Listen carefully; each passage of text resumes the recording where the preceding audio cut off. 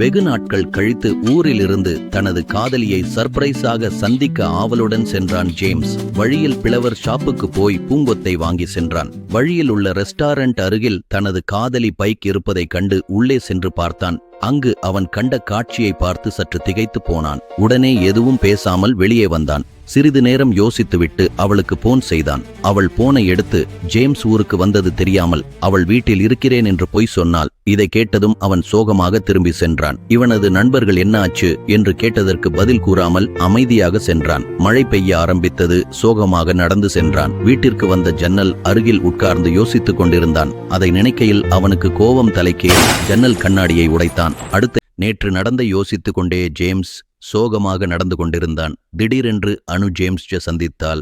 James, எப்போ வந்த? எனக்கு கால் பண்ணல. ஏன் சோகமா இருக்க?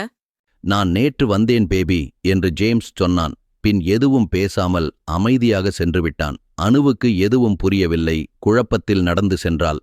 போகும் வழியில் ஜேம்ஸின் நண்பர்களை சந்தித்து விவரங்களை கேட்டு அறிந்தாள். அவர்கள் கூறியதை கேட்டு சற்று அதிர்ந்து போனாள். வீட்டிற்கு சென்று அனு சோபாவில் உட்கார்ந்து கைபேசியில் தனது தோழியிடம் நடந்ததை கூறினாள். அலினா, ஜேம்ஸ்க்கு எல்லாம் தெரிஞ்சிட்டு நினைக்கிறேன். என்ன பண்ணணும் தெரியலடி. ஹே, அவம்லாம் ஒரு ஆளாடி. விடு, நேர்ல போய் பேசும்.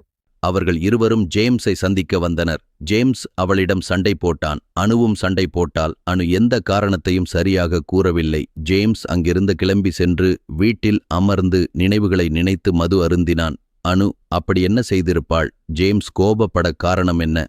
2 வருடங்களுக்கு முன் ஜேம்ஸ் தனது காதலி டாக்டர் படிப்பிற்காக தனது படிப்பை நிறுத்திவிட்டு வெளிநாட்டில் வேலை செய்ய சென்றான். தினமும் அனுவுக்கு கால் செய்து நலம் விசாரித்தான். அவளது படிப்பிற்காக மாதம் மாதம் பணம் அனுப்பி வந்தான். ஜேம்ஸ் அங்கு வேலை செய்ய சிறிது மாதம் கழித்து அனுவுக்கும் அதே கல்லூரியில் படிக்கும் டாக்டர் கிறிஷ்க்கும் நட்பு ஏற்படுகிறது. அவர்கள் இருவரும் ஒன்றாக பார்க், சினிமா என எல்லா இடத்திற்கும் சுற்றி வருகின்றனர். இதே பார்த்த அனுவின் தோழி, ஹே, நீ ஜேம்ஸ லவ் பண்றியா?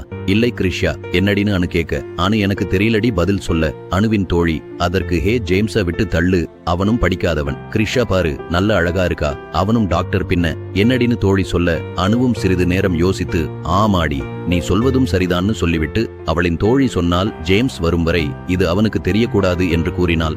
ஜேம்ஸும் ஊரிலிருந்து வர அவனுக்கு இது தெரிய வர அனுவிடம் சண்டை போட்டான். ஆனால் எந்த பயனும் இல்லை. அனு இவனுக்கு தெரியாமல் திருமணம் முடித்து அவளது வாழ்க்கையை வாழ சென்றாள். காலங்கள் வெருண்டோடியது. 2 வருடம் கழித்து அனு ஒரு ஹாஸ்பிடலில் இன்டர்வியூக்காக வருகிறாள். அங்கே அவள் கண்ட காட்சியை அவளால் நம்ப முடியவில்லை. அந்த பெரிய ஹாஸ்பிட்டல் ஓனர் ஜேம்ஸ் தனது விடாமுயற்சியுடன் உழைத்து முன்னேறி ஒரு மெடிக்கல் சென்டர் உருவாக்கினான். அனு தனது தவறை நினைத்து வருந்தினால் அங்கிருந்து கிளம்பி சென்றாள்.